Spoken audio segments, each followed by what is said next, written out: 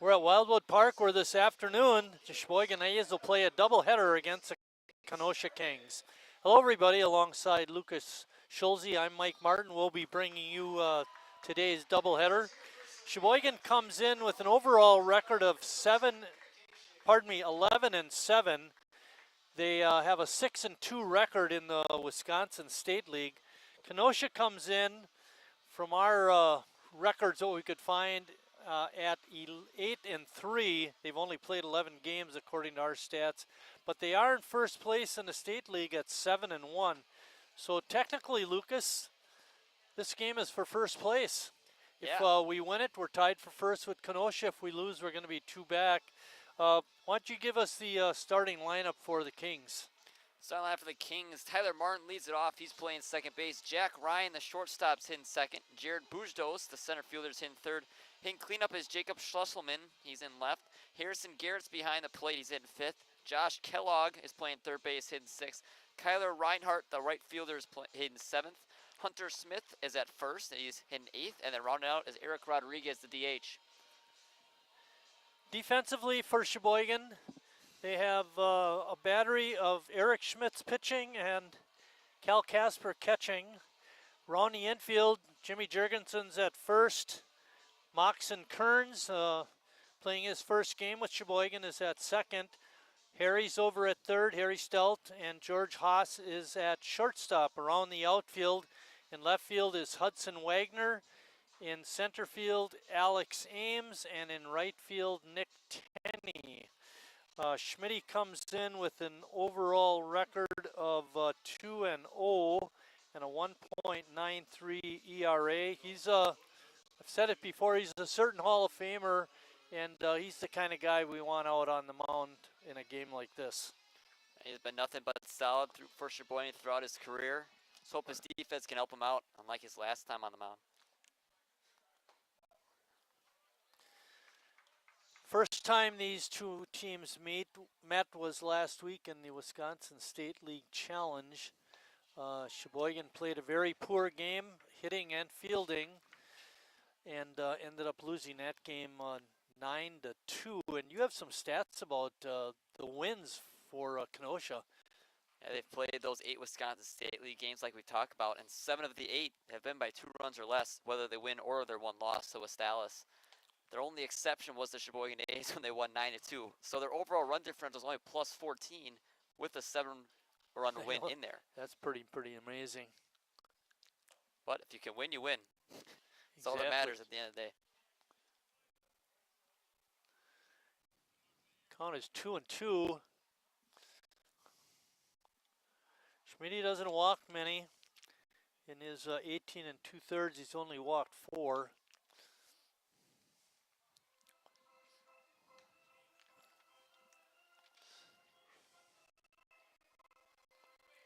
The team also relies heavily on their pitching staff. We saw it last time they played Sheboygan, only allowing 2 runs. Ball up the middle.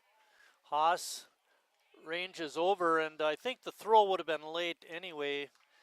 Give the leadoff hitter Tyler Martin a base hit.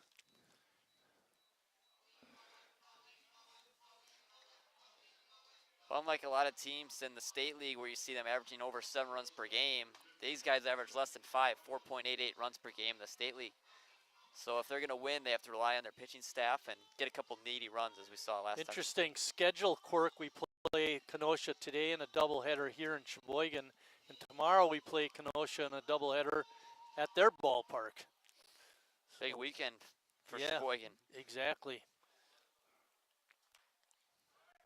Martin on the go, and he's going to be in there standing with a stolen base.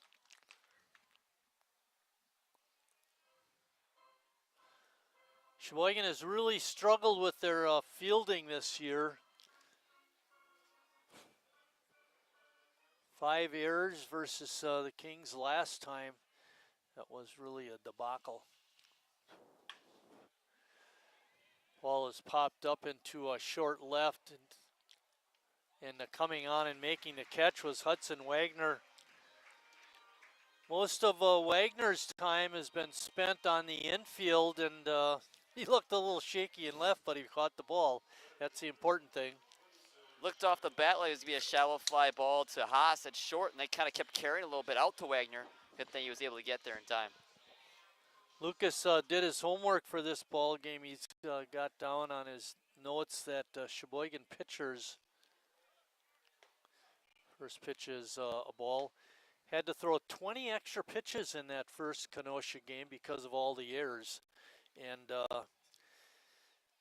in the long run, the errors aren't going to hurt you, but are going to hurt you, and so are the extra pitches. Still amazing. No walks in that game by Sheboygan pitching still. So they weren't giving away free bases either, beside the errors. Matter of fact, there were no walks in the game. Neither side gave up a walk.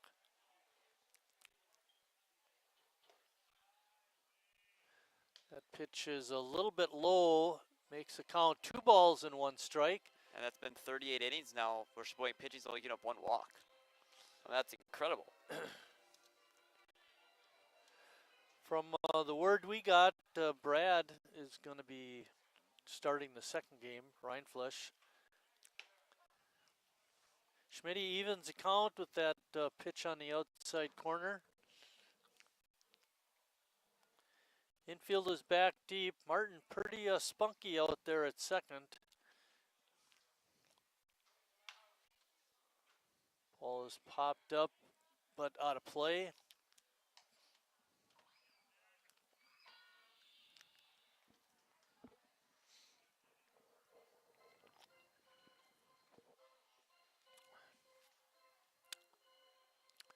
Partly cloudy.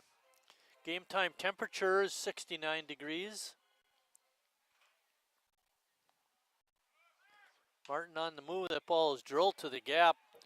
It's going to drop in for a hit, and Martin's going to score easily. Good piece of hitting by Bujoz.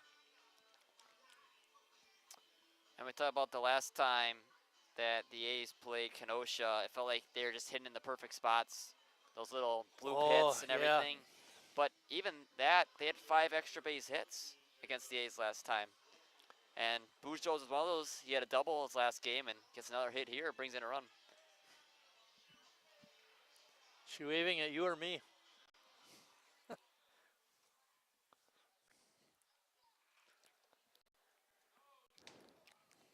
First pitch is in there for a strike. Tim Moyer managing the Sheboygan A's. Kyle Stone is the manager for Kenosha. We mentioned Kenosha's in first place. The West Dallas Nationals are in second. They have a 7-2 record. Sheboygan is sitting at 6-2 in third place.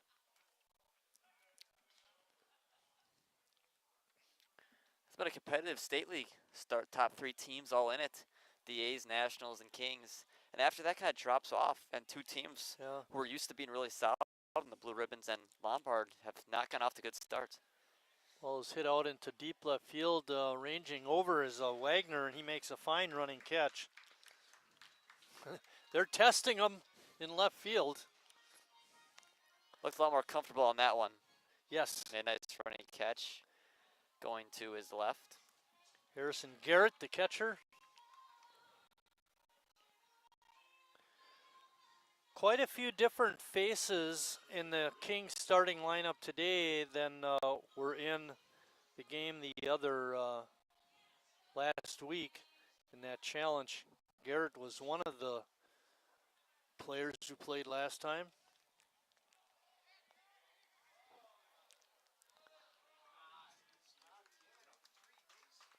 It's going to be an error on the first baseman. Not giving it to Cal. It hit his glove. Yeah, should have caught it, I think. Well, it's an error. Yeah, that's for sure. I wasn't arguing that part.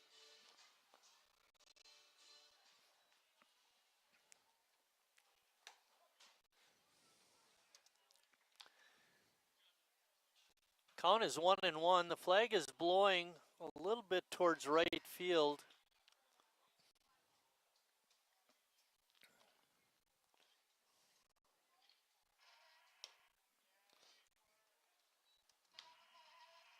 It's a big spot for Schmitz. You don't want to get yourself down multiple runs before you even have your offense hit. And he's got a chance to put away Garrett right here, and hope he does.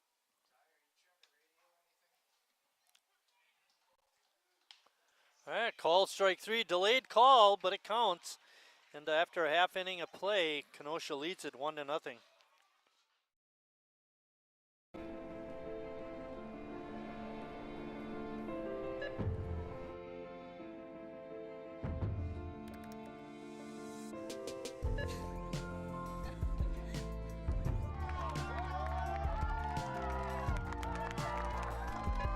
Whenever you shop Meijer, you help support programs like Boys and Girls Clubs and Girls Who Code that show kids they can dream anything and do even more.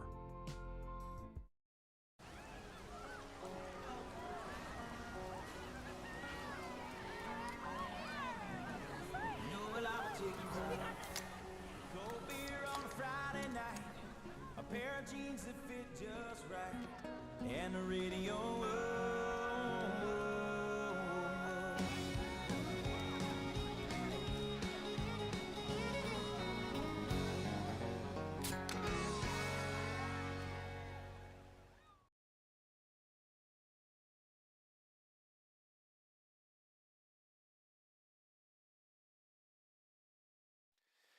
Back here at Wildwood Park, I'll go through this batting order for Sheboygan. Lucas, you can get the defense for Kenosha.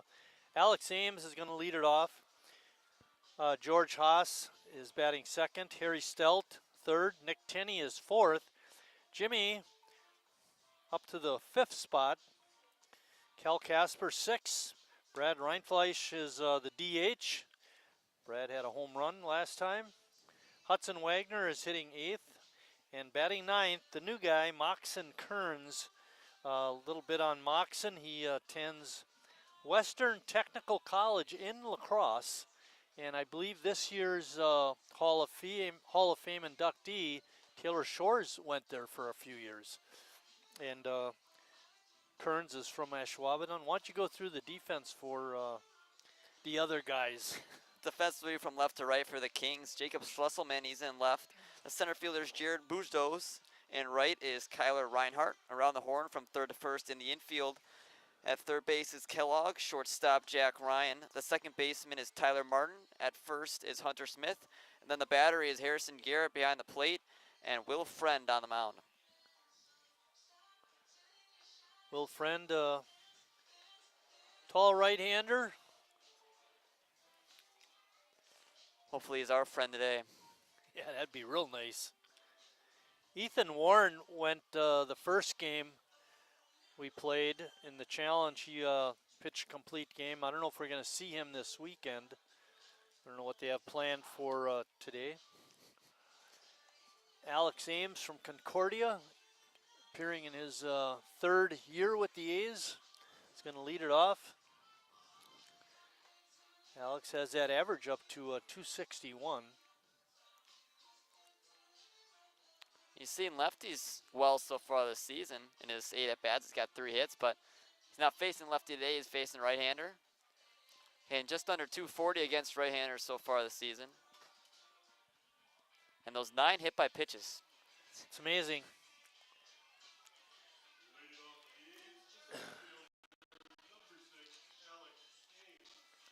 Ames is a Sheboygan County product.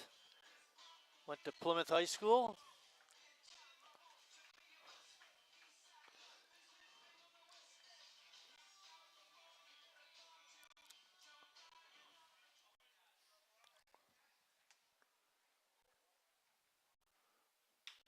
Friend's first pitch is swung and grounded to the shortstop, who gets it there just in time. Good play by Ryan. And knowing Ames' speed, you can't wait around with that play if you're Jack Ryan. Great job of him getting out quickly just in time to get Ames. George Haas is up. Haas has really struggled with his hitting this year. He does have a few walks that help in terms of the on base. takes that pitch up and in. Just ducked out of the way.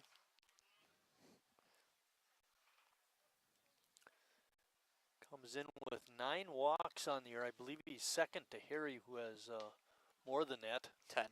10. Yeah, he's right there. Be a team leader in a walks category. Okay, guys, who's the princess down there? Elsa. Elsa. Yeah. From what's the Frozen. movie? Frozen.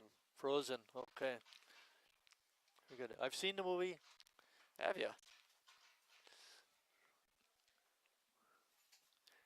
It's not part of my collection, but Is it in your top 10? not even close.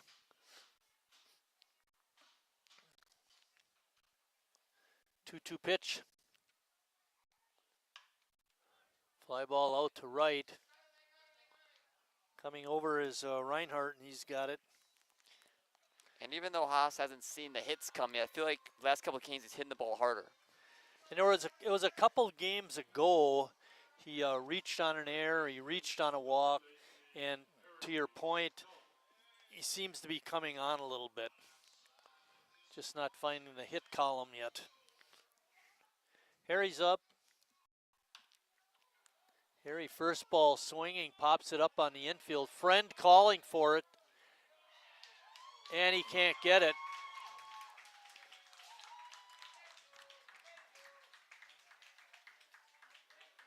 Even up the errors. Yeah. Thanks to Will Friend. That was a friendly play. I was going to say what he did do that I liked is he took command right away. He called for it. But if you're not very good at catching pop-ups, let somebody else grab it. Nick Tenney up next. Tenney takes that first pitch for a strike. Nick hitting .256. Does have a home run. 8 RBIs.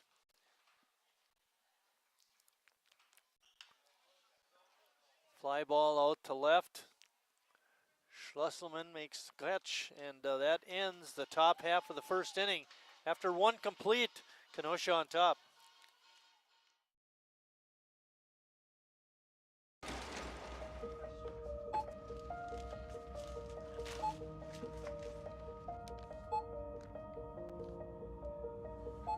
Whenever you shop Meijer, you don't just feed yourself or your family. You help support programs like Simply Give that feed our neighbors in need. Thank you.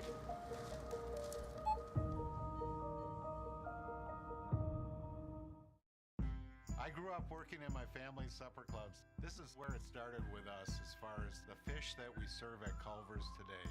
We source the finest cod and batter each fillet by hand and always cook it to order. That beautiful golden brown color and flaky on the inside. The fish fry is a Midwest tradition. It's about families coming together. I love bringing this tradition to guests everywhere. Mom and Dad would be proud. Welcome to Delicious. Wingism number 1, the Flavor Saver.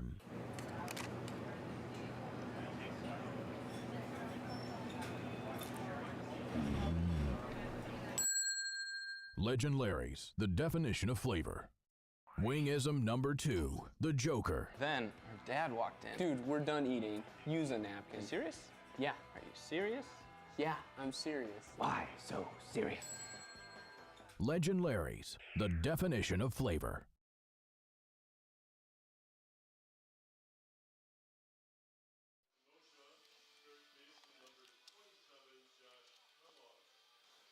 Josh Kellogg is going to lead off for Kenosha.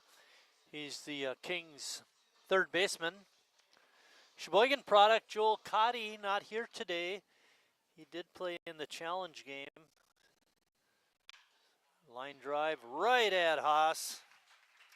Never had a move. We've seen a lot of aggressive at-bats so far from Kenosha. Same thing with Sheboygan, a lot of early swings, a lot of early contact. Reinhardt up. Tyler's in right field today. As you kind of mentioned earlier, this is a very different lineup than what Sheboygan saw last Saturday. I think Bill said there were 4 players from the first game that are here today. Let's see, Ryan would have been one, Bujoz, Garrett, And Rodriguez. and Rodriguez.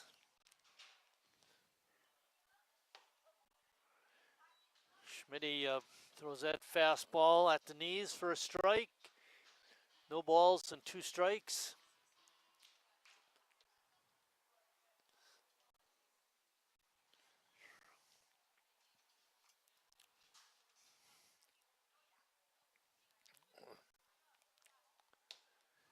Not able to check his swing, and Reinhardt goes down on strikes. That's strikeout number 2 for Eric.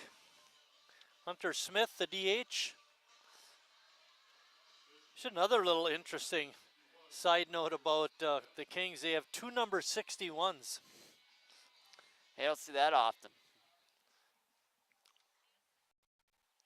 And this lineup, again, it's not very similar to what we saw last time. But last time the A's played the Kings, they only struck out 4 times. Yeah. Especially against Brad Reinflesch, which is a guy who's known for his strikeout ability. Ball is fouled straight back. Makes the count 1-1. Waiting on deck is the number 9 hitter, Eric Rodriguez.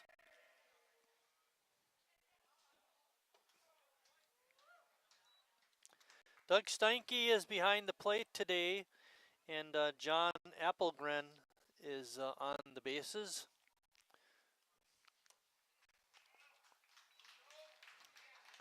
And another strikeout, and that ends the Kenosha second. When we come back, it'll be Jimmy Jurgensen leading it off.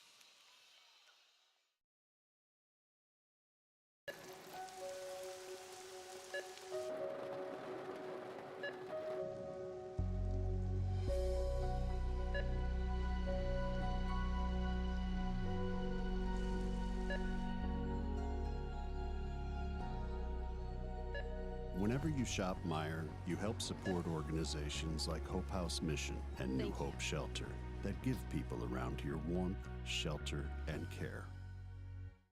Me spells the great taste of Sheboygan. What does it take to stay in business for 75 years? It's not only featuring USDA choice beef, it's not caring about every single one of our 30 varieties of bratwurst. Nope. After being family owned for 3 generations, we've learned it's about you. At Miesfeld's Market, we give back to the community and our customers always come first. Since 1941, we've been feeding our neighbors, so come by and see what we've got today.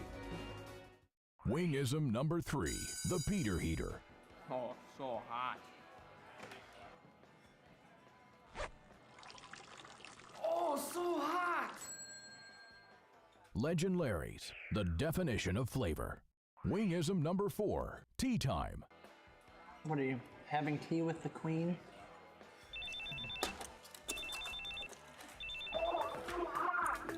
Hello. Nice. Legend Larry's, the definition of flavor.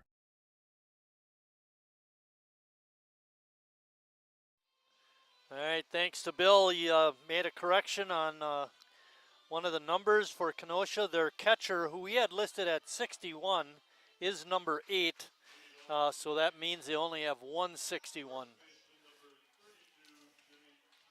Jimmy Jurgensen steps in. He's tied with Harry in the team lead in RBIs with 18.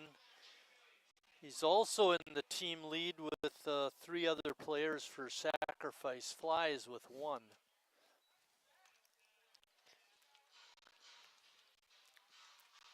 Most valuable statistic to be a leader in.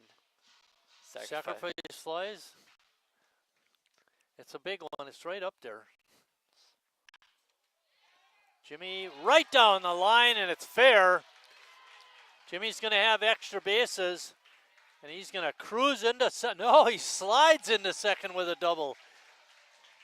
Jimmy wants to get his uniform dirty. 6 doubles now for Jimmy.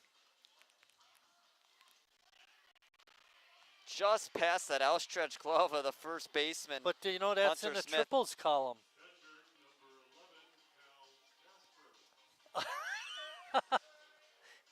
Just past the outstretched glove of the first baseman, Hunter Smith, just kept it fair. But that's all that matters. Jimmy Jurgensen at second with the double. Casper up.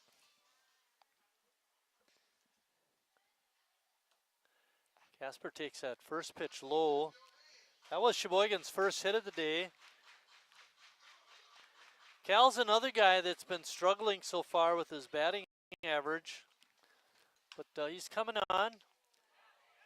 It's a hard ground ball, but a nice play by the first baseman, Smith, to get Cal on an unassisted putout. But Jimmy, good job of base running, gets to third. So with one out, Sheboygan has Jimmy Jurgensen at third and Brad Reinfleisch up. Brad homered his last game. Got an OPS of 933. That's awesome. Helps when he's got 10 at-bats and a homer and a double in there. Right.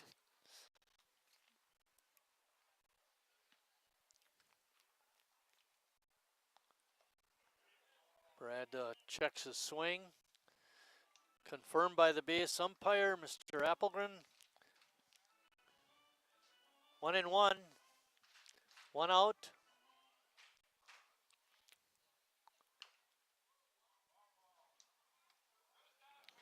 Big RBI spot for Brad. He's yet to have anything other than extra base hit this season. He's got that double and home run that we mentioned. That's his only 2 hits. Doesn't have a lot of at-bats, but this is a big spot for him to help out Eric Schmidt's ties ball game up. Give Sheboygan some momentum. Slow roller to short. This will score a run. Way to get a piece of the ball, Brad. And that ground out, along with the RBI, ties up the game at 1. We talk about those productive outs, and that's a perfect example of it right there. Getting that ground out, it's a slow ground ball just enough that Jimmy Jurgensen was able to score on it, tie this game up. Hudson Wagner up. Wagner has 3 RBIs on the year.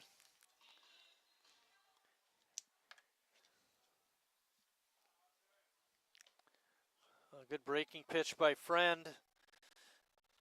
Got Wagner to swing and miss. 2 outs, nobody on, but a run in for Sheboygan. And when these two met up last time, Sheboygan took the lead 2-1 at that point in the game. I felt like the momentum was on their side, then all of a sudden flipped right back to Kenosha, and they ran with it. I pulled that score sheet out and was looking at the errors. We kind of spaced them out, 2 in one inning, 1 in another, 2 in another. You know, the errors really cost us. Oh, Wagner gets hit. So we mentioned Brad started that game. He gave up 6 runs, but only 3 were earned. Not that it would have mattered scoring only 2 runs.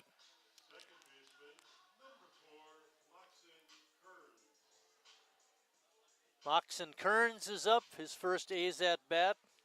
We mentioned he's from Ashwaubenon.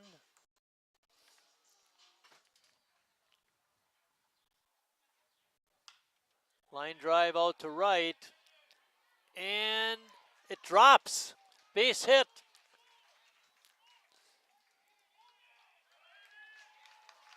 Kearns with a double. Great effort out there by Reinhardt, just not able to come up with it.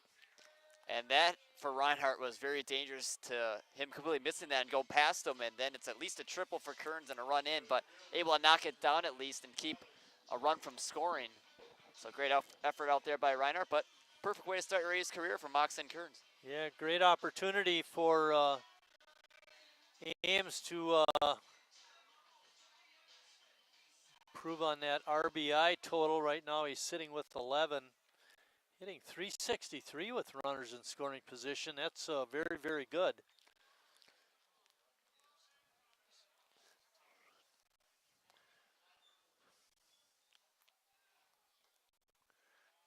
Good stop by Garrett. Keep that ball in front of him. Wagner getting a nice lead at third. Anything that gets by the catcher, I think Hudson will be scoring.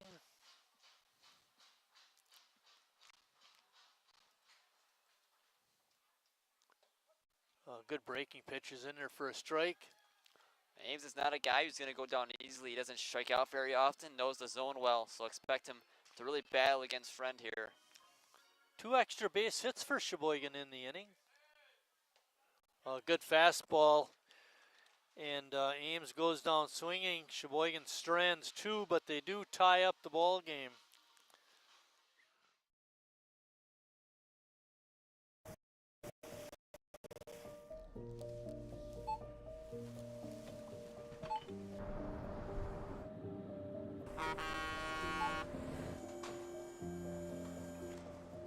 Whenever you shop Meijer, you shop for more than yourself. You help support sustainability in all our communities. Thank you. Today, tomorrow, and for years to come.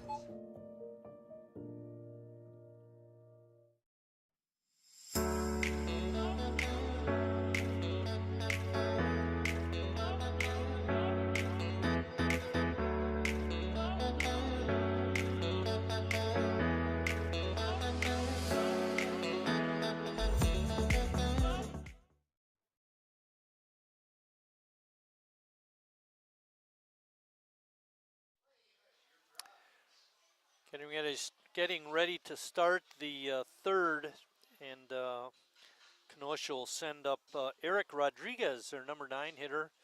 Eric playing over at third base today.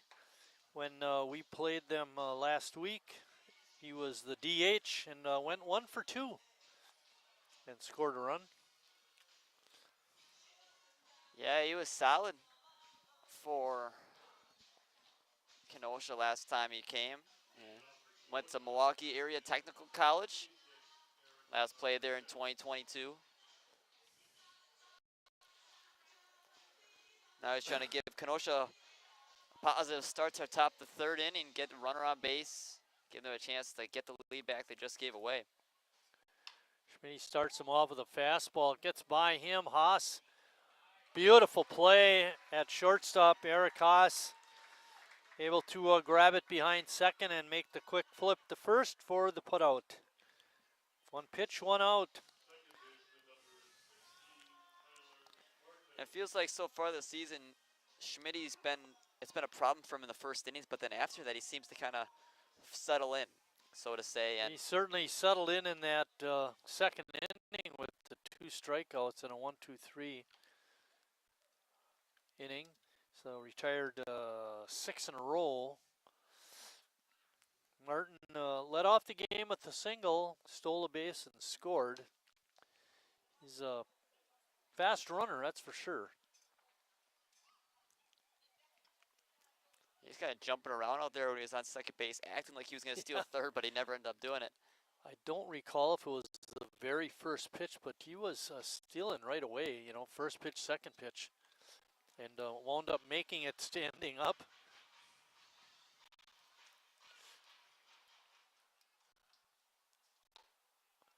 Pitch in the dirt for a ball. Makes the count 3-0.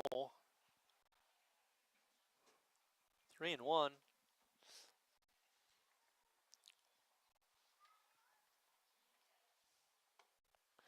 And ball 4. Expect Tyler to be running it early in the count. Just a second walk for Sheboygan A's pitching in 40 innings pitched. It's been something they've been phenomenal at over the past couple of games. You don't see many free passes given away, especially Eric Schmitz even. Guy who doesn't walk guys normally. Kind of surprising there. Yeah, his 5th walk, he's thrown over, matter of fact, I think it's exactly 21 innings. He's got 5 walks.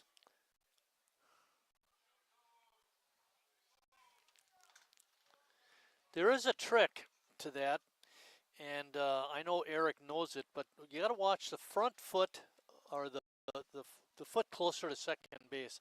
And when that goes up in the air, that's when you make your move.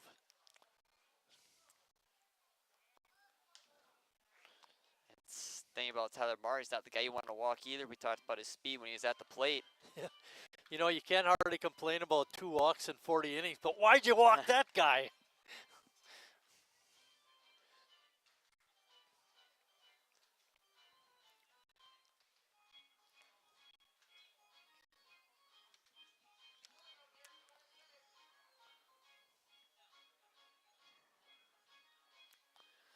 Score is tied. We're in the third.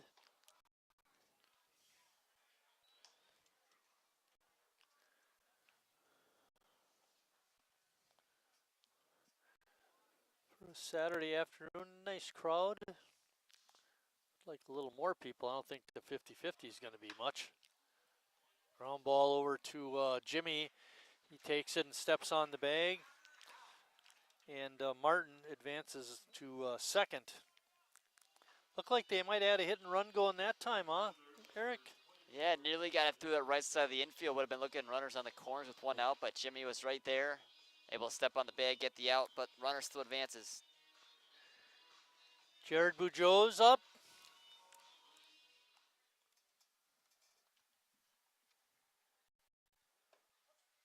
One for 4 with a double against Sheboygan.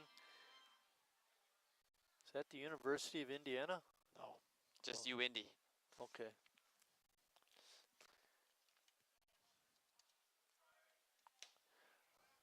Not able to check his swing. It's a strike.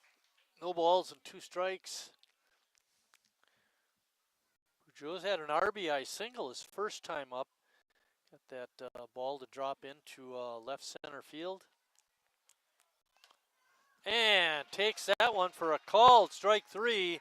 And that ends the Kenosha third. After 2.5, we're all tied up.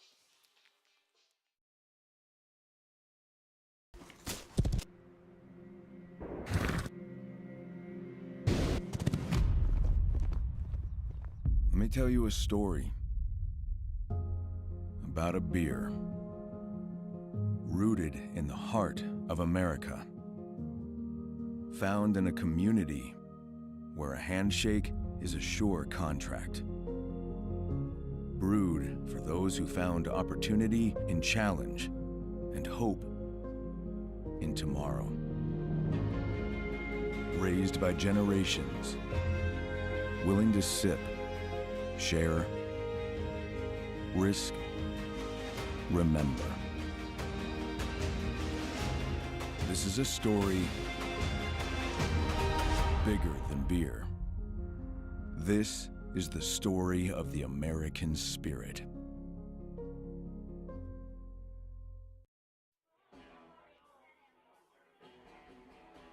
All right, guys, we got teriyaki, honey barbecue, and mild. Enjoy.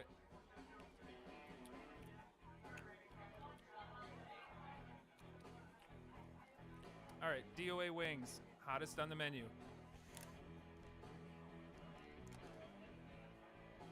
You got a problem?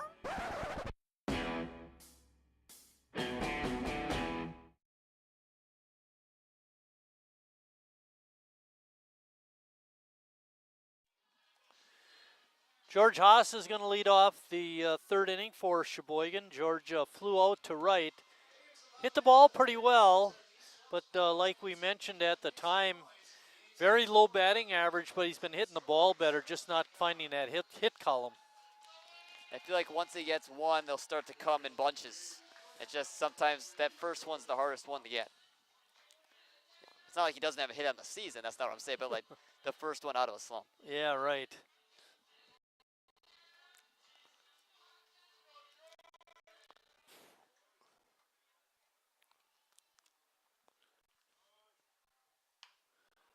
Slow roller to short. Good play by Ryan. 7-inning ball game with the double headers. We're getting to that point of the game where you'd like to be sitting with the lead. And you're right where you want to be with Harry still at the plate. He's the guy that can give you a lead with one swing of the bat. Harry swung at the first pitch last time, popped it up right, not by the pitcher's mound. Friend called for it, but couldn't catch it.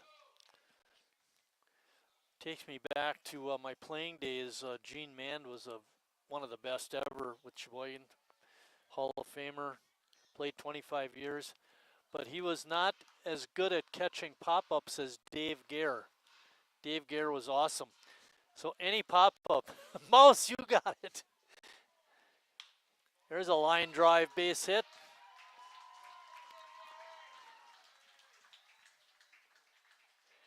Harry's been slumping lately. He's all the way down to 373. That'll help the average. What a terrible season for him. Tenny up.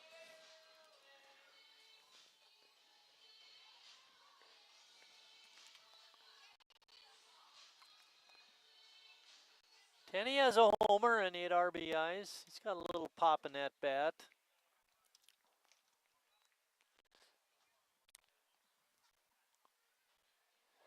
By the way, Lucas, if you want me to take over for, a little grounder to third, flip to second for 1, relay in time, double play. Very nice play, 6-4-3, or pardon me, 5-4-3 double play.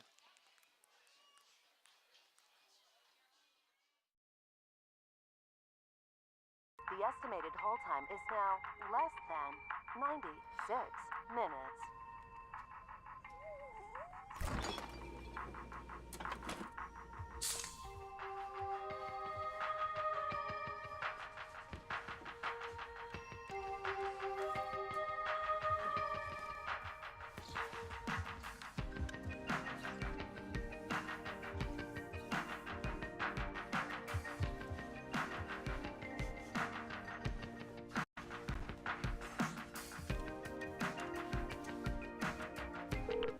We thank you for your patience.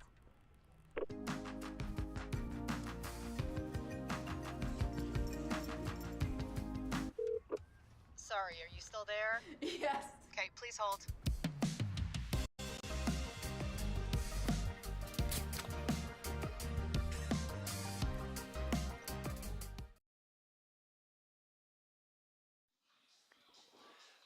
We're talking about the A's raffle that's going on. $50 a ticket. I think the winner gets $5,000. It's quite a deal. We're talking about buying a press box ticket, Lucas. Yeah, split between the A team. $12.50. Yeah, the A team could win it.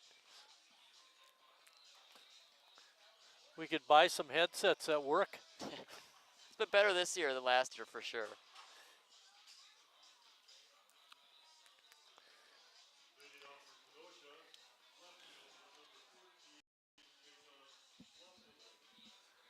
Jacob Schlesselman is up. Jake plays in left, and he flew out to left. It's the first time.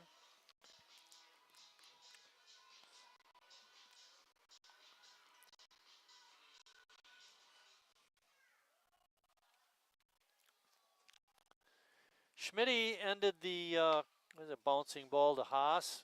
Takes it on the short hop. And a good play.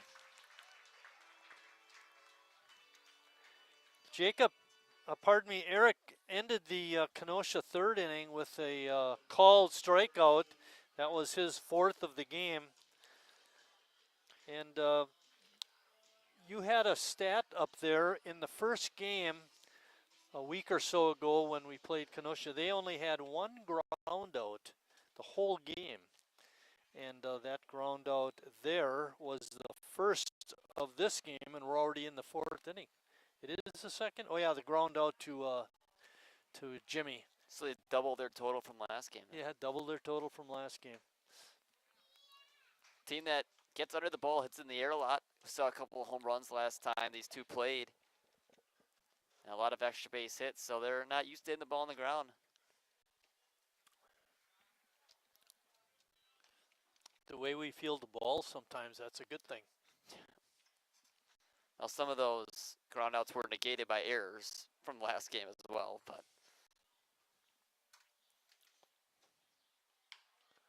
another bounce to the Haas.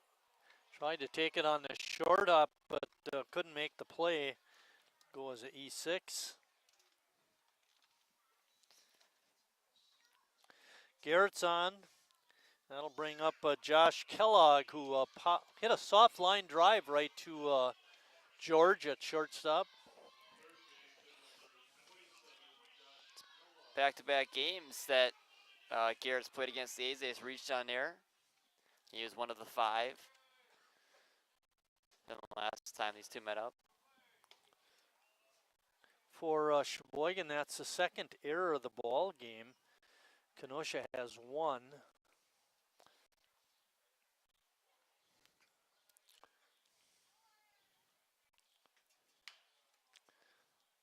Bouncer foul. Good play by the third base coach. Needs to work on his throwing, but That's now 16 errors in 6 games for the A's, and it's ooh, not that's something you can hold up with. I was going to say that's unacceptable. We talk about the walks from the pitchers being so low, but if they're not getting help defensively, it's not going to lead to many wins. There's a grounder over to Harry. Bobbled it, but able to get the runner at first base. Think he had a design of going to second, but when he bobbled it, he knew the only play was over at first. Yeah, it would have been tough to turn a double play on that one anyway, but it's always nice to get that lead runner. Exactly. But with 2 outs, it's not as important to have the runner on second base. Kyler Reinhardt, the right fielder, is up. Kyler tried to make that great play in right and couldn't quite catch up to it. Led to a double for Jimmy. No, that was not Jimmy. That was Kearns. First pitch is a ball.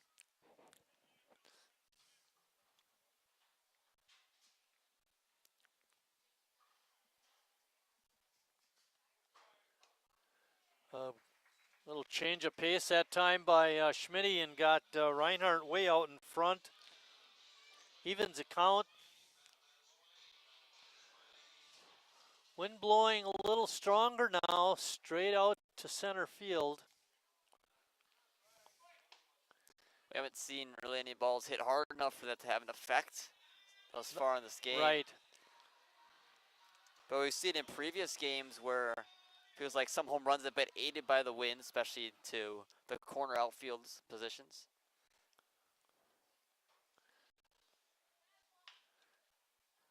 Grounder, nice hop for George.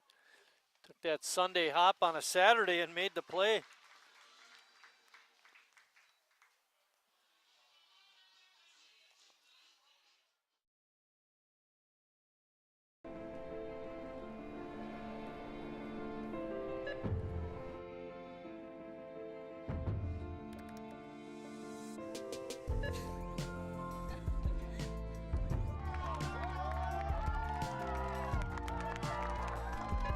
Whenever you shop Meijer, you help support programs like Boys and Girls Clubs and Girls Who Code that show kids they can dream anything and do even more.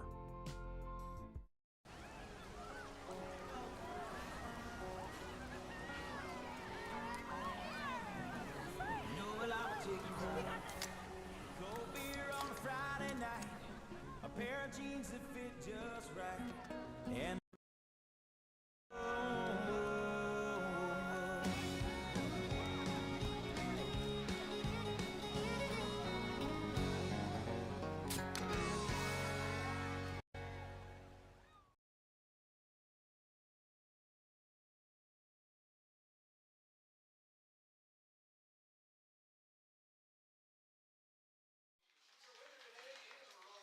Getting ready to start the A's fourth inning. They'll start it off with Jimmy Jurgensen, who doubled right down the first base line, just out of the reach of Hunter Smith for a double. Hopefully we can get something going here, get another run.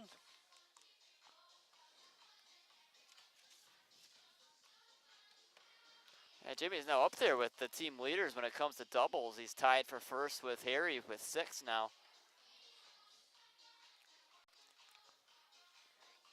Cal Casper will be second this inning, and then it's Brad Reinfleisch. For what we heard as well, you said Ryan Flesh is pitching game 2, but he's also supposed to DH for game 2.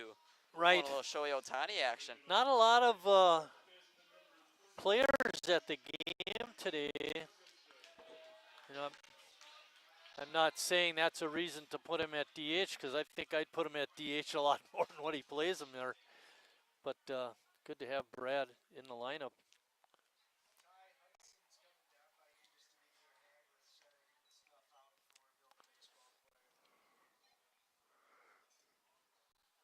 Friend's first pitch to Jimmy was a strike. Jimmy with a big swing and a miss.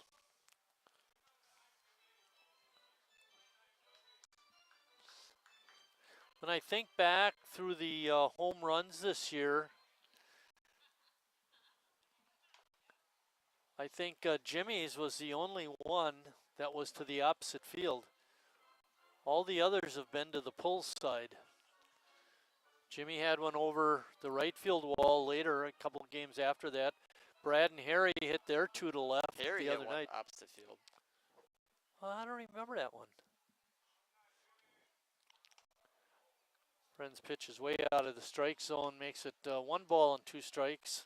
Oh, that was Lombard, I think. Or you weren't here. Oh yeah, I wasn't here. No, that was the Addison game. That was the Addison Saturday game. Okay.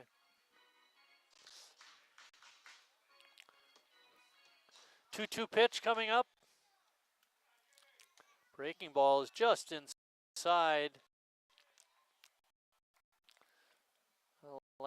Last time Friend threw the change-up curve, he came with the fastball. Let's see what he does this time with Jimmy. To make that pitch look a lot faster after seeing a couple breaking balls in a row. Jimmy hammers that one to deep center field. Back on the track and making the catch was Bujo's. Sounded good, went a long ways, just picked the wrong part of the ballpark. And wind couldn't help him enough to get that one over. Maybe Yeah. a couple more miles per hour, maybe it's over the wall, but not today. Casper up. Cal in his second season with Sheboygan. First ball swinging, hits it over to the shortstop, Ryan, and he bobbled it, but was able to recover and make the throw in time.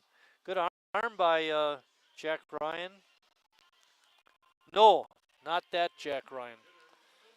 That's a great play by the shortstop to stick with it. Sometimes after guys bobble it, they kind of get out of their mechanics and they make a wild throw, but he's able to stick with it, make a nice strong throw over to first to retire Casper. Brad's up. And Brad grounded to short, but brought home a run that tied up the game. It was back in the second.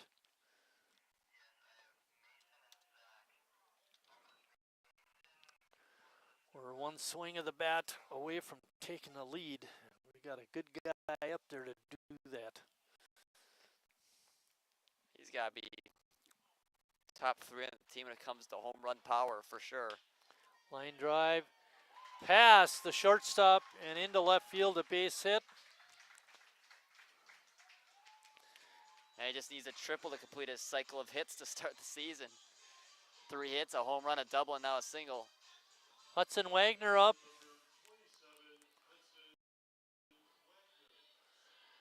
Back in that second inning when Sheboygan scored their lone run, Hudson was on third base when the final out was made.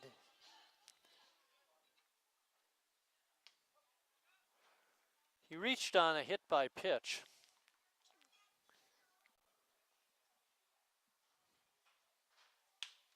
Bunting ball up the middle and through for a hit. Bat died a hero. Cracked that one. That brings up Moxon Kearns. He's got back-to-back hits, and they got the new guy at the plate, Moxon Kearns. Had that double his first time up, so he's in 1,000. Hopefully it stays that way, and he can give the A's the lead. Exactly. Brad will have a little bit of an advantage. Anything hit, he can just start running. There are 2 outs.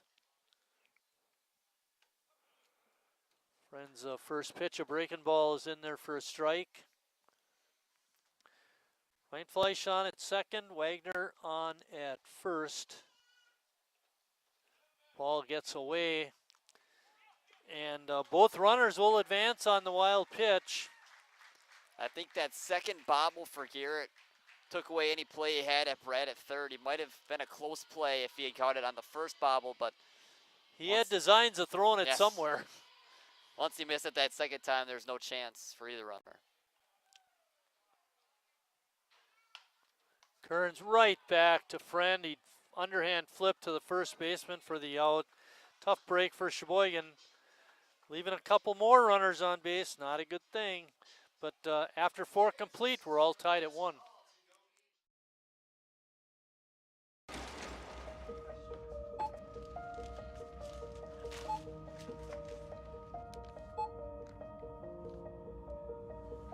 Whenever you shop Meijer, you don't just feed yourself or your family.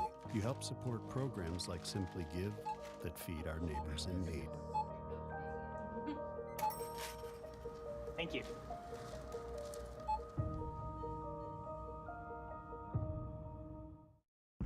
I grew up working in my family's supper clubs. This is where it started with us as far as the fish that we serve at Culver's today. We source the finest cod and batter each fillet by hand and always cook it to order. That beautiful golden brown color and flaky on the inside. The fish fry is a Midwest tradition. It's about families coming together. I love bringing this tradition to guests everywhere. Mom and Dad would be proud. Welcome to Delicious. Wingism number 1, the Flavor Saver.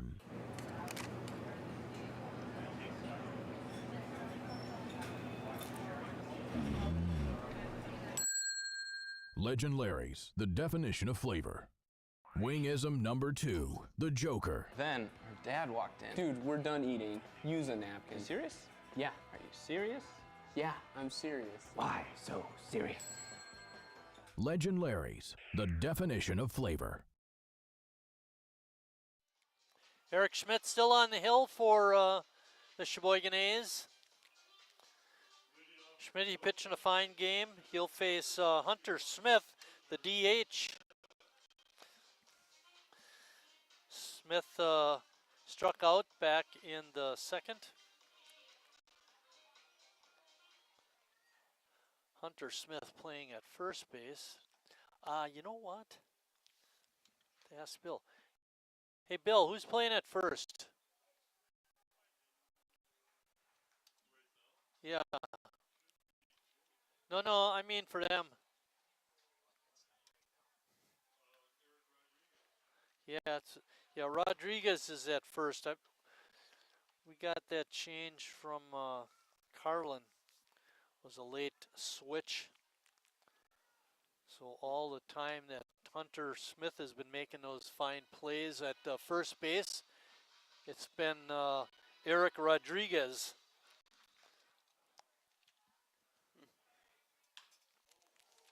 Line drive right over the head of Eric Schmitz into center field. That's going to bring up the first baseman, Eric Rodriguez. So far, Kenosha's been living up to their name of playing those close games. But the problem is they always seem to come out on top in those close games, and hopefully Sheboygan can change that around. Do you think there's something to be said for teams that play a lot of close games? They get better at it? I feel like when the pressure's on, they're more immune to it. And since they've been in that situation so often, it's easier for them to come through in those situations. I feel like teams who don't face a lot of adversity and win games by a lot, then when they play that close game, it's something they're not used to and they can struggle.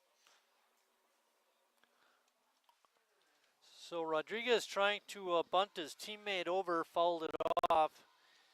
He's at the plate with a strike. Let's see what manager Stone has in charge, if he's going to keep him trying to bunt or not.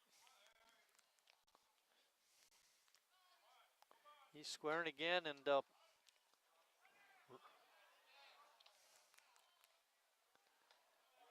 lot of throwing around.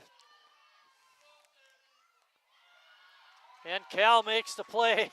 Very exciting. I think it'll go 2-6-3-4-2.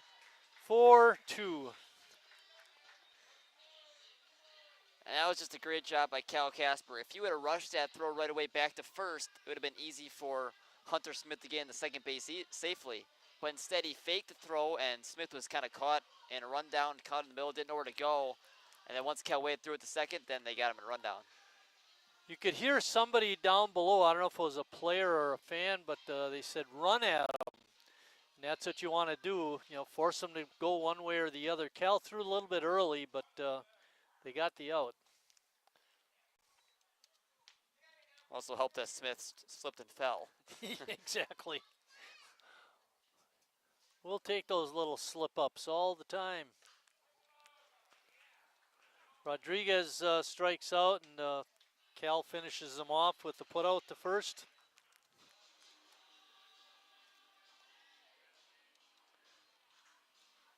Strikeout number 5 for Schmitty. And again, these top two guys in the order for an opposing team has just been trouble for Sheboygan. This time it's just really the number 1 guy with Tyler Martin. He's been on base both times. Single and a walk.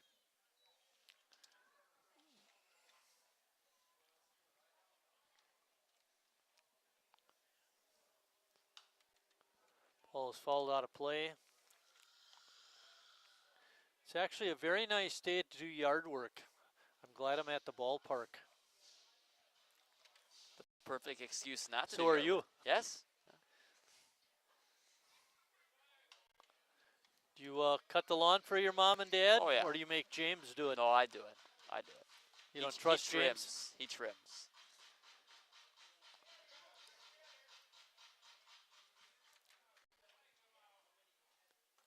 Pitch is a little bit low. Evens the count at 2-2. There are 2 outs. I tell you, Casper's got a strong arm, doesn't he? Feels like he gets stronger throughout the game as well.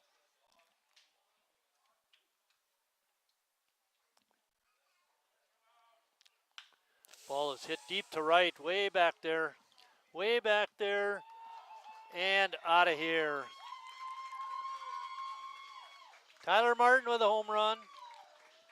Yeah, that was one of those right off the bat. You're like, oh no, that's going to be trouble. And it sure was. Off the scoreboard in right field, and that was a line drive. Got out of here quickly. That gives Kenosha the lead, 2-1. And we talked about that extra base hits that they got against Sheboygan in game 1. That's just their first day in game 2. But it was a big one.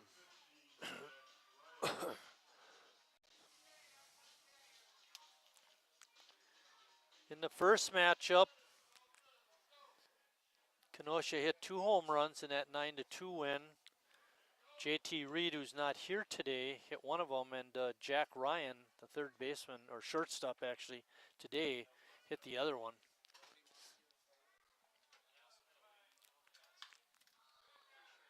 Pop up into left, and Wagner makes the catch. And that ends the Kenosha 5th, but not before they get a run on a Tyler Martin home run. After 4.5, 2-1 Kenosha.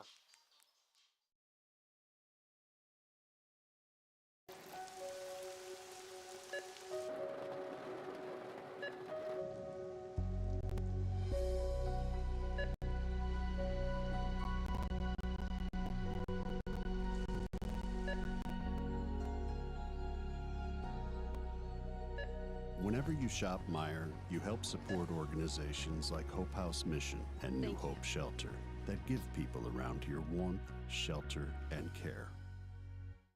Me spells the great taste of Sheboygan. What does it take to stay in business for 75 years? It's not only featuring USDA choice beef, it's not caring about every single one of our 30 varieties of bratwurst. Nope. After being family owned for 3 generations, we've learned it's about you. At Miesfeld's Market, we give back to the community and our customers always come first. Since 1941, we've been feeding our neighbors, so come by and see what we've got today.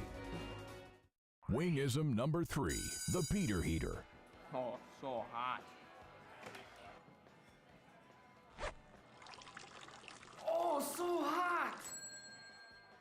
Legend Larry's, the definition of flavor. Wingism number 4, tea time. What are you, having tea with the queen?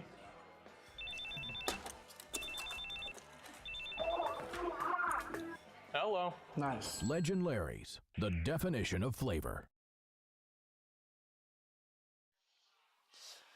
So far through 4 innings, Sheboygan has left 5 runners on base. Back in the second, they left runners on at second and third. And they did the same thing in the fourth. Hopefully that won't cost them the win, but they do need to get those runners home more frequently than they've been doing. We talk about that close game ability for Kenosha, and they again find that win just to grab the lead, even when it feels like Sheboygan had the momentum going their way. Exactly. Alex Ames, the leadoff hitter, is going to be batting for Sheboygan. Takes that first pitch for a strike. Alex is grounded to short and struck out.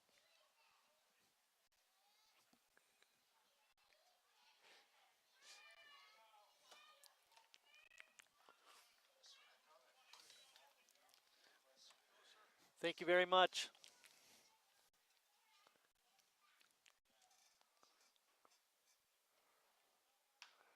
A little pop-up into a short right center field, but making it look easy was Bujo's.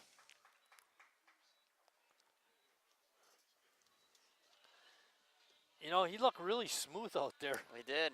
And in the first, well, you can see JT Reed was something special. He was playing center that first game, and Jared Bujo's was at first, but you don't get to see that kind of gliding speed that he has. We saw it right there. Made what looked like could have been a hard play very easy. George Haas is next. George squaring to a bunt for a base hit. Took it for a ball. He's had a few bunts that he's gotten down that looked really nice. He just hasn't gotten that base hit off of one yet. Kind of have died in the infield grass.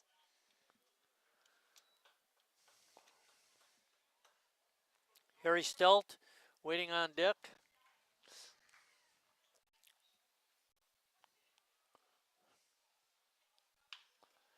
George, short hopper to the third baseman, who flips it over to the shortstop. And Haas reaches, I'm not sure. I'd almost give him a hit on that. They'll give him a hit. So we're giving him a hit. Haas with a hit. All righty. You talk about hitting into bad luck. Glances it off the third baseman's glove right to the shortstop, who barely missed throwing him out. Harry's up. Harry singled his last time. Liner, short hop, shortstop, he caught it. And double play. The question was, did the shortstop catch it on the fly? He did not. He short hopped it and turned a 6-4-3 double play.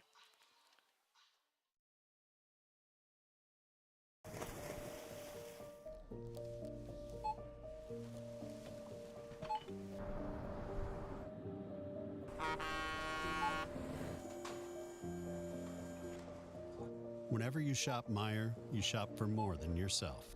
You help support sustainability in all our communities. Thank you. Today, tomorrow, and for years to come.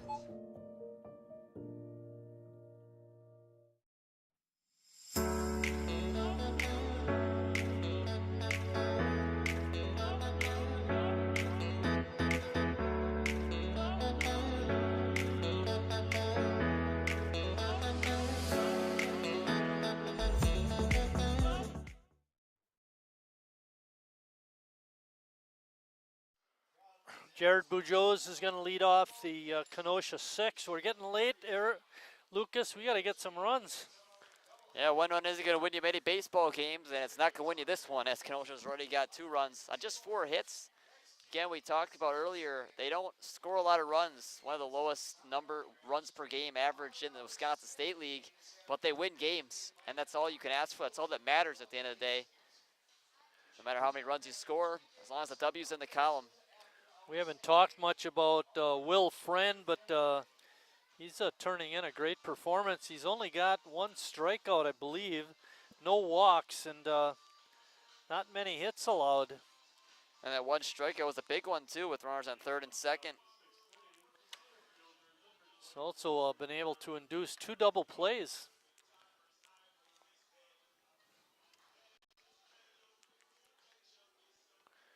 Jared singled and drove home a run in the first. He hits one to deep left field. Wagner plays it off the fence. And Bujoz is gliding into second with a double. Now those extra bases are starting to come for Kenosha.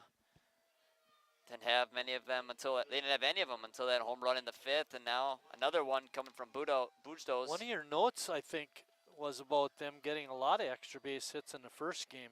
Yep, 5 of their 12 hits from They game hit one. for the cycle.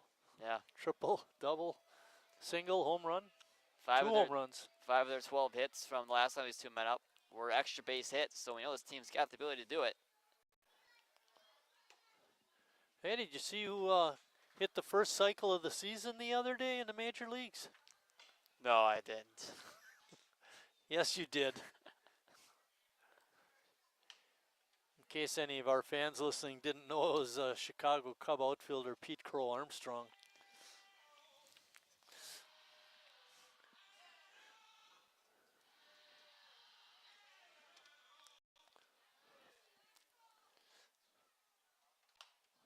Ball is fouled off the screen. This is a big spot for a strikeout for Schmidt. Get that first one down so that he can work with a productive ground out and have that runner in third with 2 outs at worst case. Yes. That's obviously looking ahead a little bit, but still. That's what we do up here. Bujo's had a great jump. He'd have made it to third easily if that ball hadn't been fouled off.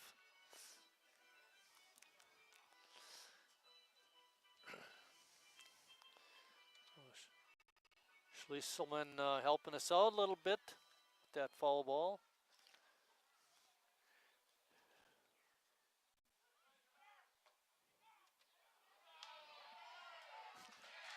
A great throw by Casper and a great scoop by Harry and slapping the tag on the runner. And again, it was a great jump by Bujdos, but just a better throw by Cal Casper and a great tag by Harry right on the foot, right before he got it on the bag. Count is sitting at 1 ball and 2 strikes. Yeah. Being pretty pesky up there.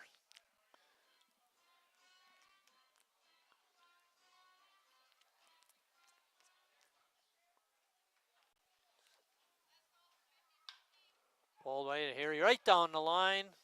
It's gonna go for, nope. Great play by Wagner, gotten over there quickly to hold Schlieselman to a single. I thought for sure it was a double. I don't think it was hit hard enough. Part of it just barely got past Harry at third, but that just proves how important that job by Cal Casper was throwing him out of third for sure. Better run if Bujdos was standing at third base. See how Kenosha plays this. They've got a man on first with 1 out. And Harrison Garrett, the catcher, up. Harrison was called out to end the first, reached on an error in the fourth. Bouncing ball in the hole, just got by Kearns for a hit. And now Kenosha has runners on first and second with 1 out. 3 batters and 3 hits in the 6th inning so far, but nice to have that 1 out and no runs scored. Hopefully now Been Schmitz. seeing opposing batters get a lot of hits off of Sheboygan pitching this year. Rec gave up 11 the other night and 7, and Kenosha has a bundle here today in this game.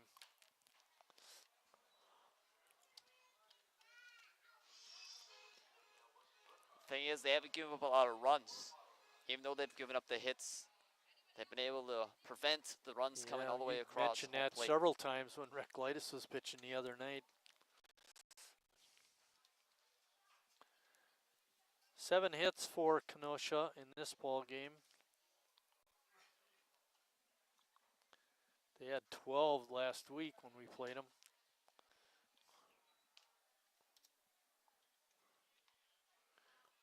Lucas didn't like that call. I thought I was in there. Schmidt with a good fastball, but it's inside. And knowing the way this game has gone for the Sheboygan offense, 1 run feels a lot more than one, and if Kenosha's able to add on here, it'd be very difficult for the Runs A's have been come hard back. to come by. Again, the Kenosha batter, this time it's Kellogg, helps us out. The man on second, Schlieselman, had third base basically stolen. And you'd expect him to be going again on this 2-2 pitch. Kyle Casper's got to be ready over there. Try to get another caught stealing at third base. Breaking ball, a hanger hit deep to left. Wagner back, makes the catch. Good job by Hudson to retreat, get in position to make it, make the grab. Thought that was going to be off the wall for a second. Yeah, it definitely sounded good off the bat, maybe just off the end a little bit. Not a good pitch that time by Schmidt. He threw the breaking ball, but it hung right up there. Matter of fact, I could hear it up here in the press box, the ball coming in saying, hit me, hit me. Hasn't been as clean of an inning for Schmitz as he's had the past few. 3 hits already in the first 4 batters he's faced in the 6th. And it goes back to how big was that guy getting caught at third?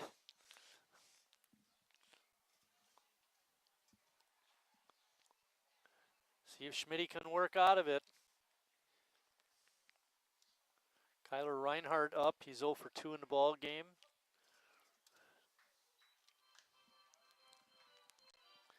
Good start by Schmidt, 0-2.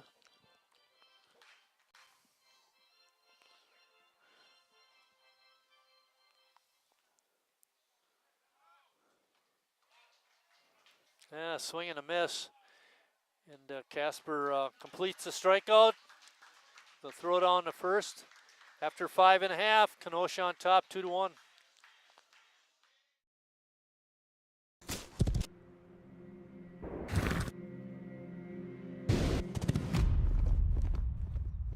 Let me tell you a story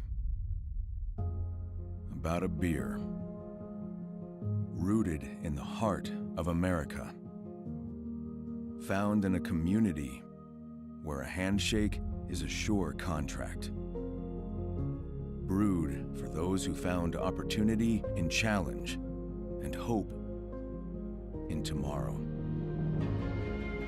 raised by generations, willing to sip, share, risk, remember. This is a story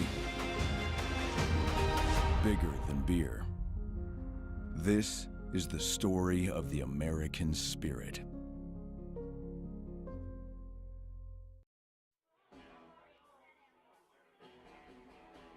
All right, guys, we got teriyaki, honey barbecue, and mild. Enjoy.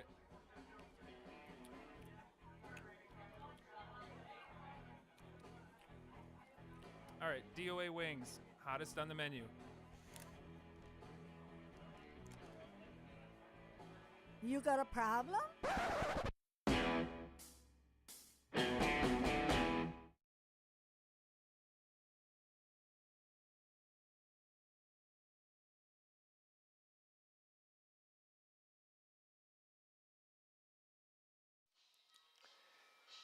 Wow, that was a pretty tough question, Lucas, for today. What was that? Some perfect game?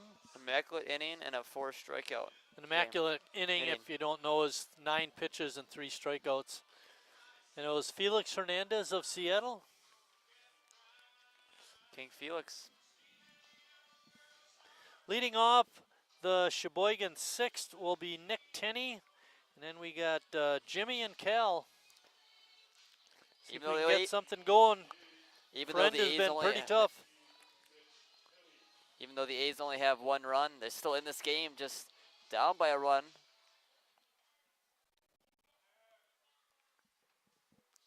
See if this 6th inning is where things turn around offensively for them. Nick takes that first pitch from Will Friend for a strike.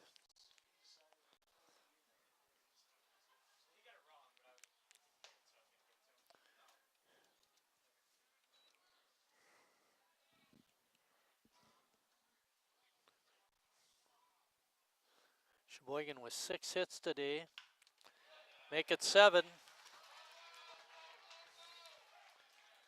Tenney is going to have to hold at first.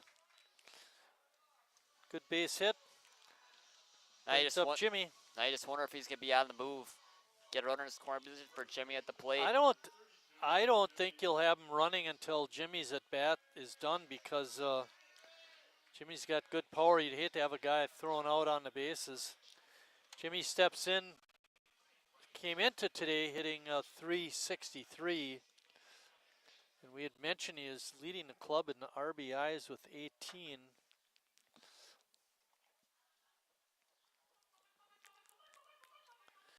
Jimmy with 3 home runs. Harry leads in that department with 4. First pitch by Friend is a strike. Casper waiting on deck. And a good eye by Jimmy taking that one. 1-1. Crucial part of the game right here, 6th inning. We're only playing 7 in a doubleheader.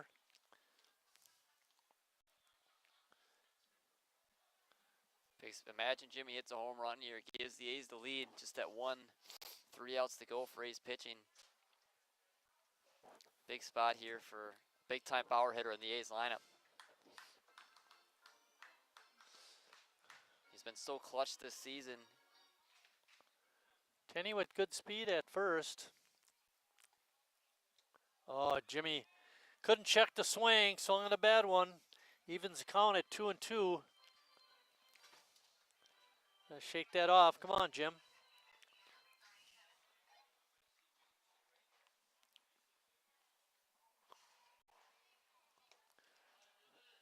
Friend having a little trouble finding the plate against Jimmy Jurgensen. It's your friend. You don't want to put 2 runners on base with no one out. But you also want to be careful. You know, Jurgensen's got the green light, full count. And Jimmy gets hit on the leg. Hopefully he'll be okay. Tenney moves to second.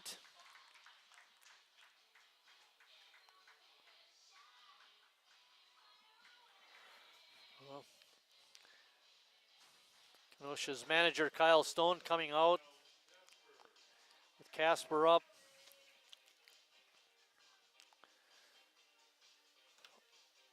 And we won't mention that. But we will mention this. What would you do if you were manager Tim Moyer? Would you have him bunt him over, or do you let him swing away?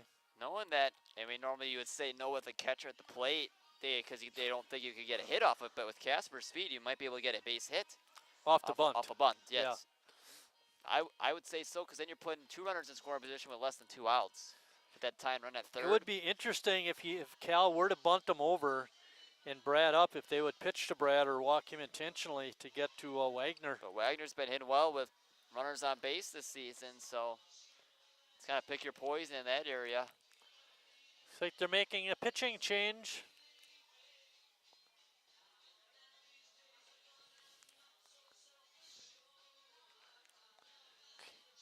Couldn't get a number on that guy. Matter of fact, it looks like he doesn't have a number on his back. He doesn't.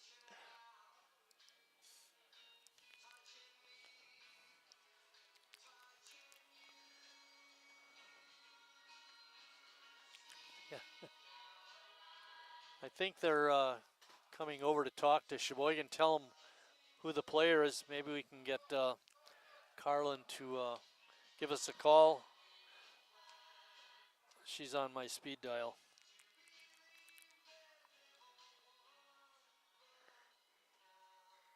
If I can find her name.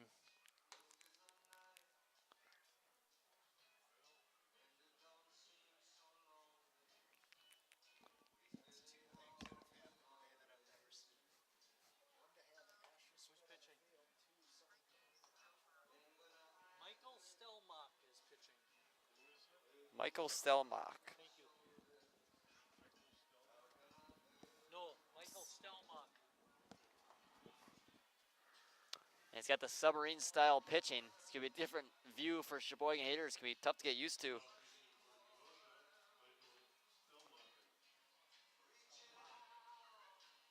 Oh yeah, look at that. Submariner, Kenta Culvey.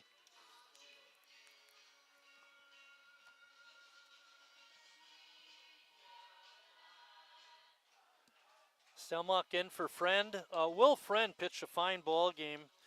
He gets credit for pitching 5 innings. He is responsible for the 2 runners. Hopefully Sheboygan can make them pay. Now Casper's going to step in, seeing a new arm, and a huge spot for this Hayes offense. Go ahead, run on base in the 6th inning. Casper up. See how Tim Moyer plays this. The third baseman, Kellogg, is even with the bag. The first baseman is a third of the way up the line. And Cal was not bunting. Foul that one away. It's a good move sometimes if you can pull it off. Show bunt, then pull it back and swing. Yes. It's difficult to pull off, especially with timing and getting your load. Cal had a good pitch to bunt and could not make contact. Now he's sitting at the plate with no balls and 2 strikes. Situational hitting, Lucas, has not been a strength of Sheboygan this year. See if we can get the job done. Stelmach's pitch is outside, makes the count 1 ball and 2 strikes. When you're so used to seeing pitchers who throw overhand and then you come and see the sidearm, it can be a real different approach for a hitter. Ball Difficult to just see a right little away. bit high. And it's a rude greeting to be the first one to see one as well. And Garrett wanted that pitch, but it's called a ball. It's 2-2. Good take by Cal. He drills one down the right field side. If it's fair, it's extra bases. It is! All the way to the corner. Casper in at second.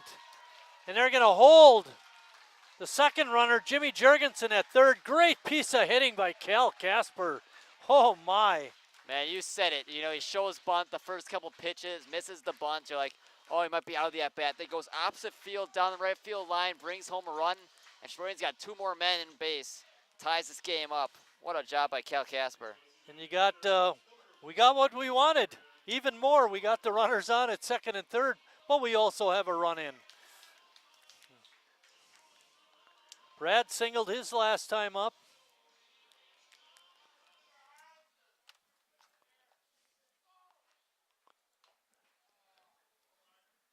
Pitch looked a little inside. Brad swung at and fouled it off.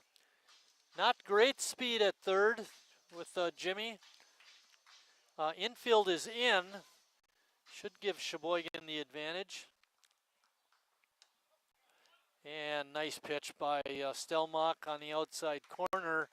Makes the count no balls and 2 strikes. And you hope this bottom of the order can deliver. I know Ryan Flesh is better than a bottom of the order hitter. Nobody out for Sheboygan. Brad hanging in there. It's like you said the other game about Brad. He's a baseball player. He can do it all.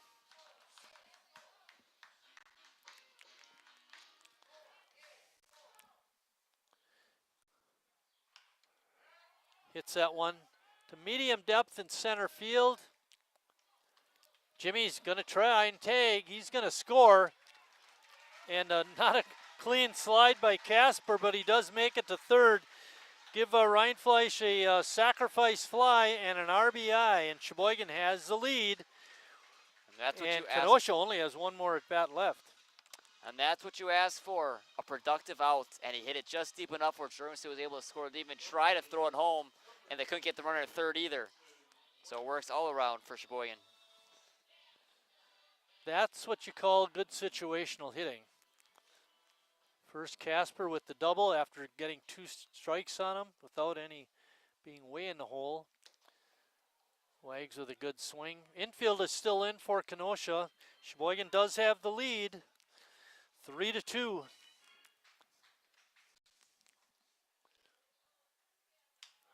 Wagner drills one out to right and deep. And it's off the glove of the outfielder. It's going to go for extra bases. Wagner thinking about a triple, but holds at second with a stand-up double. Good effort by Reinhardt, but he just couldn't get there, and Sheboygan has another run. Again, just great piece of hitting, going opposite field again off the right-handed sidewinder and bringing home another run. Just outstretched the glove from Reinhardt. Another hit with runners in scoring position for Sheboygan this inning, and another RBI. Give the Sheboygan hitters a lot of credit. You know, you had mentioned it. It's difficult to bat against a guy that you don't see very often. That underhand approach. Moxon Kearns up. Moxon doubled back in the second. He's 1 for 2 in the ball game. And another runner out there waiting to run home in Hudson Wagner. Still just one out in this inning as well. Eric Hasenstein in the house today. Can hear him cheering up in the stands. And the one out in this inning was a productive out as well off the bat of Brad Reinfleisch. Ball is fouled out over New Jersey Avenue. 3 runs so far for Sheboygan. Casper, Reinfleisch, and Wagner with the RBIs. Oh, ball is behind.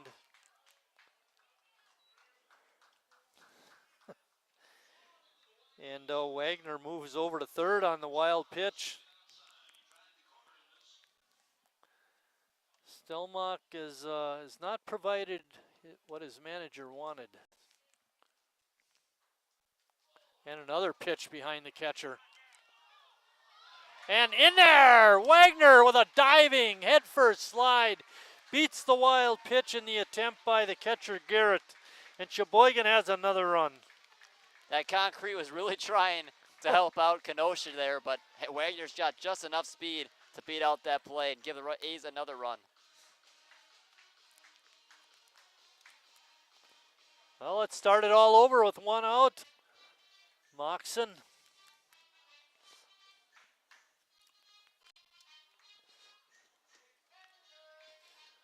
We mentioned these 2 teams are going to be playing 4 times this weekend. Doubleheader today in Sheboygan and a doubleheader tomorrow in Kenosha. This is going to be a great start if Sheboygan can finish it off. And another pitch. That's way inside. It was 0-2 to Moxon Kearns, and now it's 3-2, and he's finding out what life is like in the batter's box, and Kenosha sending some players in the bullpen area to warm up. Still only 1 out. Check that. Now there's 2.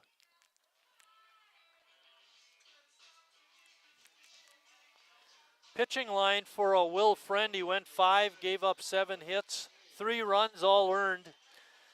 Didn't walk anyone, struck out 1. He had a nice outing. Ames is up. Ames with the bouncer. Through on the right side. And what a different game that this 6th inning has become for Sheboygan. Yeah, now 4th hit of the inning for Sheboygan. Brings them up now to 10 hits on the day. And just timely hitting. You'd said how much they'd struggle with that this season. And when they've needed those big-time hits, they've gotten in the 6th inning with Casper and Wagner. 10 hits for Sheboygan in this ball game.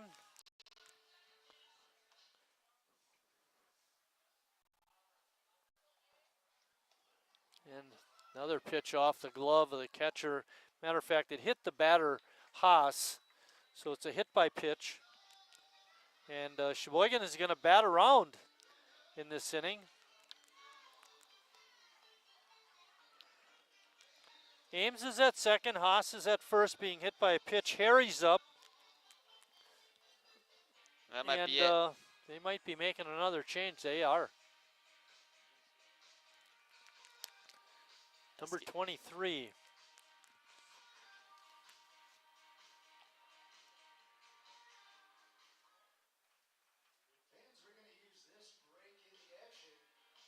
I do not have a 23. No 23? Maybe Bill does. No. The manager is going to come over and tell Carlin, and then we'll get in touch with her and find out who's pitching.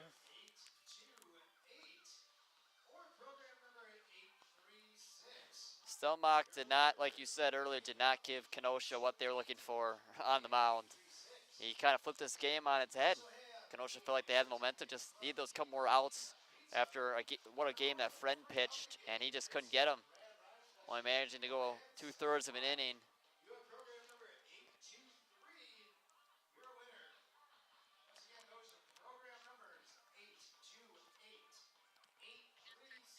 Oh, okay, thank you. Okay.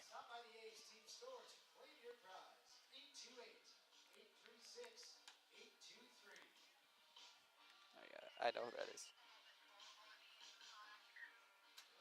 Ortiz. Tony Ortiz, Bill. Tony Ortiz. Tony Ortiz now pitching for Kenosha.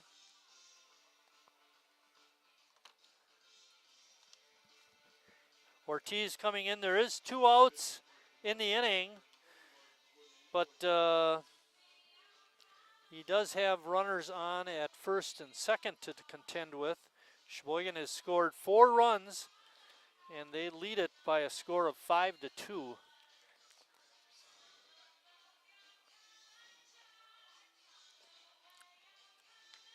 Never have enough in baseball.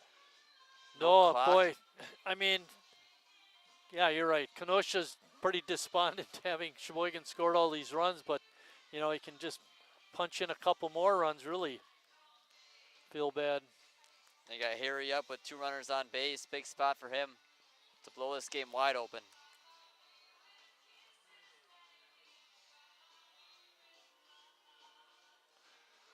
Stelmach went 2/3 of an inning, gave up 3 hits,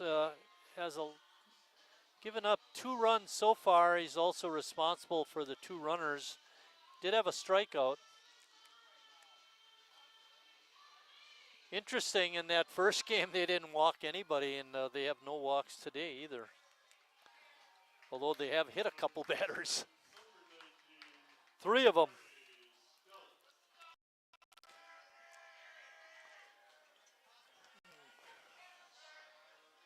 Harry trying to increase that Sheboygan lead. Great speed on the bases, and Ames and Haas. Ortiz's first pitch is a dandy, breaking pitch for a strike. And he got ready very quickly in that Kenosha bullpen, realizing that if you want to keep this game close, they need to make a change on the mound.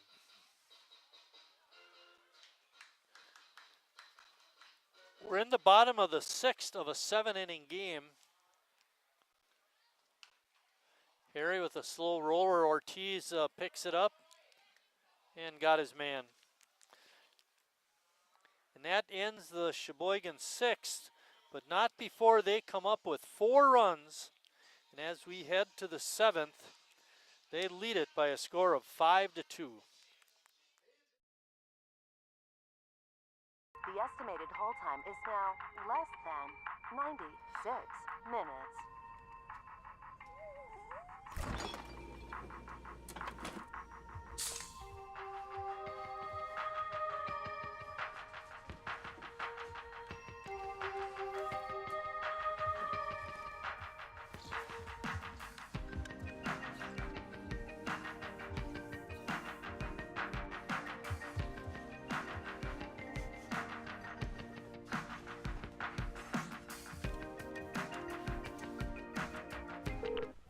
Thank you for your patience.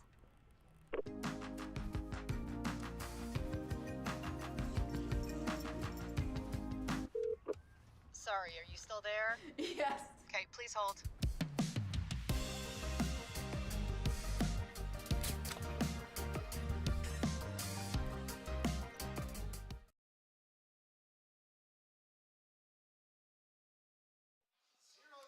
Little disappointing number for the 50-50, Lucas, only $97.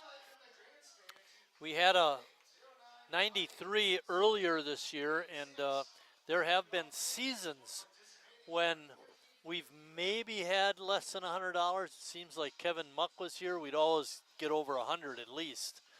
But hey, $97, you could buy us all a drink. Yeah. I know it'd only be water because that's free. But it's all right, Lucas. Let's get them here on the bottom of the 7th. 1, 2, 3. Let's get out of here. I hear ya. Getting that first place spot in the state league.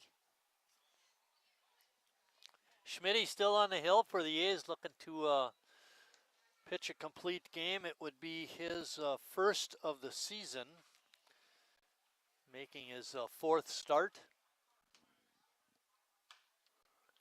First ball is hit out into right field and just foul. Very close to the line. Tenney not able to get there. Seemed like Tenney was playing a little bit more in center field in that one. Yes. Moved over a little bit. Made that play more difficult for him. Following Hunter Smith, the DH, will be the first baseman, Eric Rodriguez.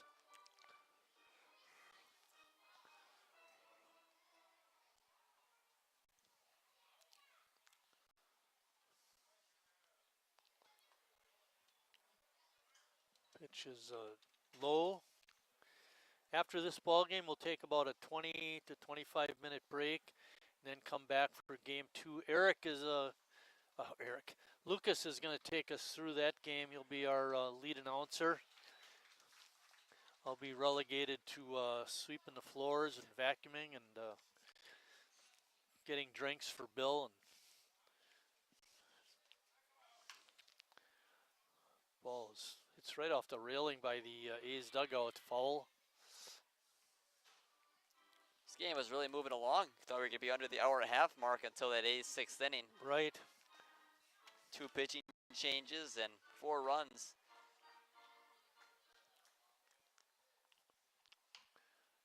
Ball hit to Harry. And just in time, Smith tripping over the base. He's up and looks to be okay. Probably more embarrassed than anything else. Good play by Harry Stout. Rodriguez is up. Eric is grounded to short and struck out.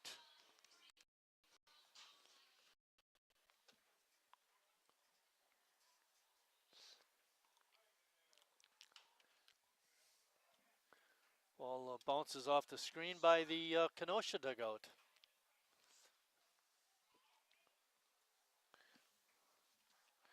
Sheboygan up 5-2. Bouncing ball. And a nice play by Kearns. 2 ground outs. You know, you had talked earlier in that first game, they only had 1 ground out the whole game, and they've got a ton of them here today. Sheboygan's played a lot cleaner defense. Still have the 2 errors, but it's been a lot cleaner overall and hasn't cost them those 2 errors. Tyler Martin up. Tyler's had a great day. Single, a walk, and a home run off the scoreboard. And it seemed at the time to be a big difference maker, giving Kenosha the lead in that 5th inning, but hopefully Sheboygan can hold on here. The game started with Kenosha the run in the 2nd. They took the lead late in the ball game in the 5th. Remember, this is only a 7-inning game, but Sheboygan exploded for 4 runs in the bottom of the 6th, and here we are in the 7th. Sheboygan on top, 5-2, and they have 2 outs on the Kings.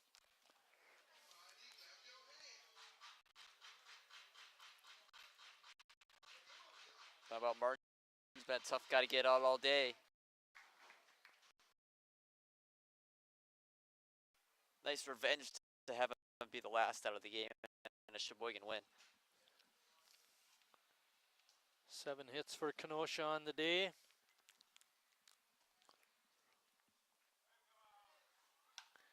Ball is popped up. Haas taking control and makes the grab. Good job by George. And with that pop-up, Sheboygan is a winner by a score of 5-2. The winning pitcher is Eric Schmitz. The losing pitcher and was Will Friend, who actually pitched a nice ball game, but he picks up the loss. We're going to take about a 20-25 minute break, and then we'll come back. Lucas is going to take you through that game.